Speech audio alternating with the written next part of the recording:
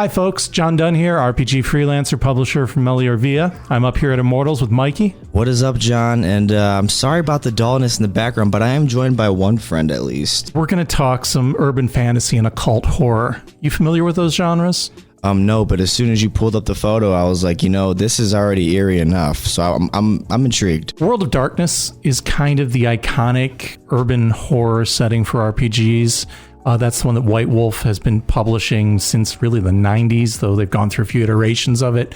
Vampire the Masquerade, Vampire the Requiem, Werewolf in its different iterations, Changelings and the Dreaming and the Lost, and then the Mage lines. So those are kind of the iconic RPG settings for urban horror. Have you heard of any of those, Mikey? Yeah, I actually have. Werewolf, I'm a big fan of it myself. Awesome. There's also a lot of novels and even some films out there that do urban horror as well. The Dresden Files, I think I may have talked about that in the past as kind of a modern urban fantasy urban horror setting. There's another series that I like a lot called the Iron Druid that's similar in that it's kind of a pulpy modern magic in the modern world type setting. Sigil Shadow is a very slim volume, kind of compact book here that is an RPG setting and rule set all in one for urban fantasy and occult horror. Published by Osprey.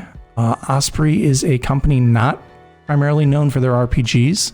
They're mostly known for their historical books. A lot of stuff for historical miniatures gaming. They've been doing that for many decades. Is this their only RPG?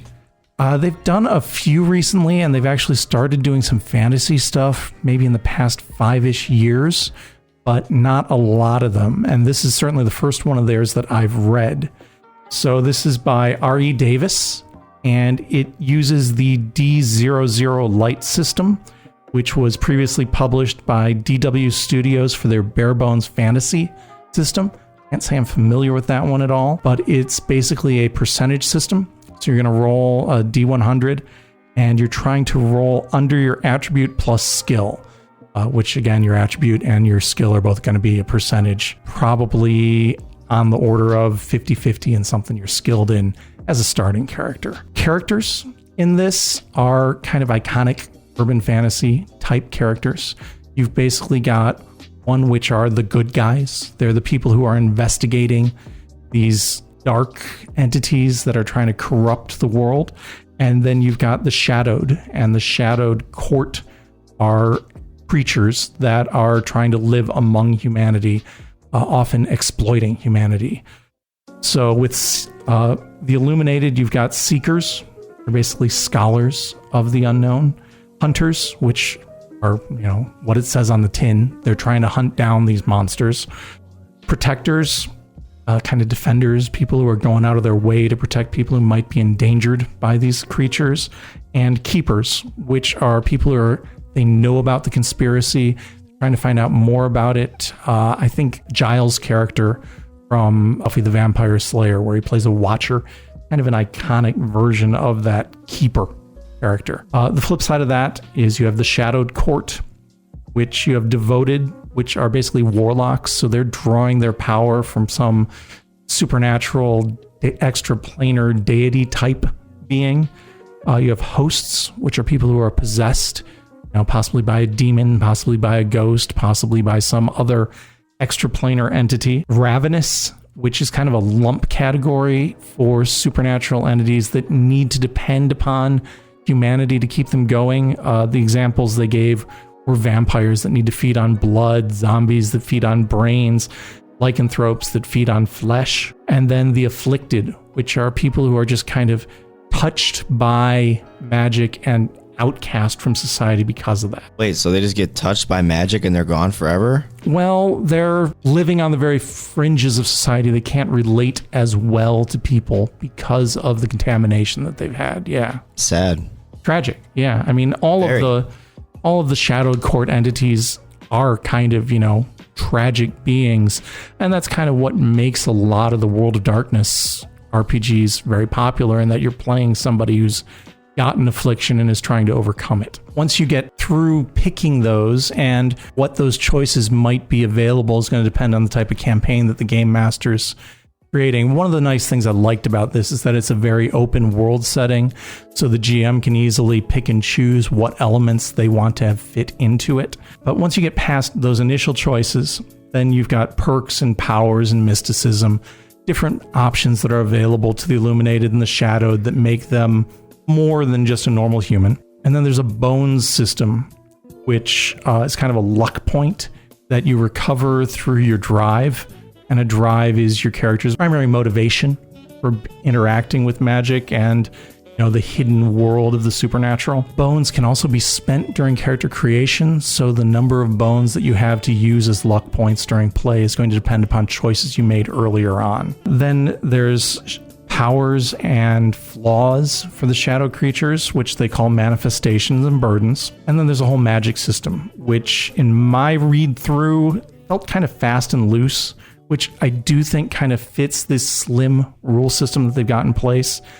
It's about as predictable as the story needs it to be, so maybe you're not going to be your archetypical D&D wizard that just throws a spell every time he needs it, but you're also probably not going to be your Call of Cthulhu investigator who really isn't all that sure what's going to happen when they cast the spell, and even after they cast it, isn't sure if it worked or not. Kind of a middle ground there where you've got a spell, it's probably going to do what you want it to. Spells are not necessarily always something that you use in a confrontation, though. There are a lot of different situational ways of looking at it. After you get through that, we start to get into the GM section. There's a range of NPCs that are presented, and also themed encounters that can be kind of jumping off points for different scenes or adventures. One of the things that really jumped out at me in this section were the creepers. Yeah, so they were kind of extra-dimensional supernatural creatures that might be abducting people or changing people. To me, they looked a lot like the Whitley Strieber gray aliens, that abduct people and take them off for their own nefarious means. But as they're toned in here, they're presented as fae entities. So I thought that was kind of neat too. So you've got these fairies that look kind of like aliens, taking people away and doing things to them.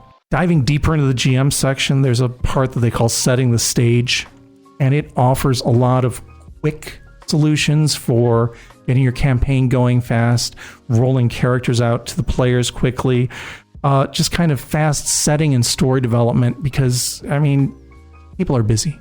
Not everybody has weeks and months to devote to absorbing books and books of story material or creating their own setting in, extreme detail. And so this offers some quick tools, and I think they work pretty well from the way they're presented. Then some more campaign building tools, and they talk about building different factions so that you've got different groups that are interacting with each other and that they can use to drive the story even in an adventure or over a campaign forward so that your characters have clear motivations that relate to those different factions. And factions could be things like, your vampire cabal or your group of mystics or your fae elements or, your church group that's trying to crusade against all of them. And there's an adventure builder that works kind of in that same quick, get things moving fast kind of setup. I do think there's a lot of early 90s feel to this, particularly as relates to the World of Darkness from that era.